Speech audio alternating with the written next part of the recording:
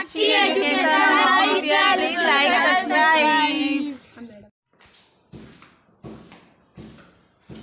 आज हम पढ़ेंगे अध्याय 14 क्षेत्र वृत्ति 1। सबसे पहले इम्पोर्टेंट नोट्स के बारे में जानते हैं हम लोग। सबसे पहले है आपका समांतर चतुर्भुज का क्षेत्रफल। पहला नंबर है समांतर चतुर्भुज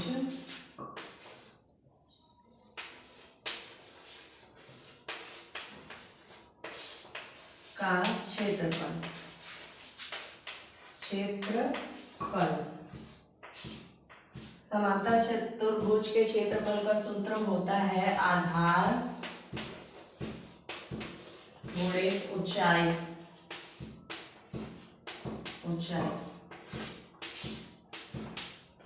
दूसरे नंबर में है हमारे लिए, पहला नंबर है समांतर चतुर्भुज का क्षेत्रफल का सूत्र क्या होता है, आधार गुणा ऊंचाई। दूसरा नंबर का सूत्र है आपका समांतर चतुर्भुज का आधार निकालने के लिए।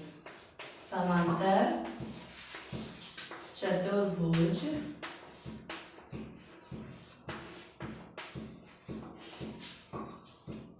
का आधार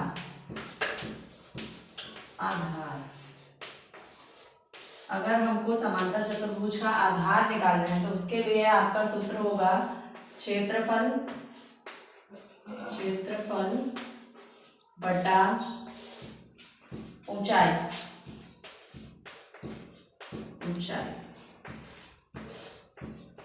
सबसे पहले आपको समांतर चतुर्भुज का क्षेत्रफल निकालना है तो आपका आधार गुणा ऊंचाई होगा, और अगर आप समांतर चतुर्भुज का आधार निकालना चाहते हैं तो उसके लिए क्षेत्रफल बटा ऊंचाई होगा।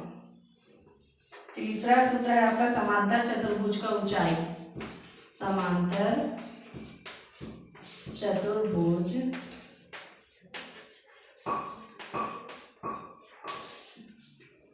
का ऊंचाई।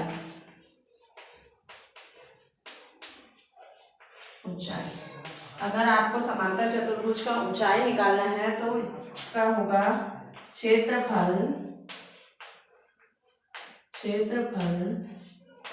बटा आधार।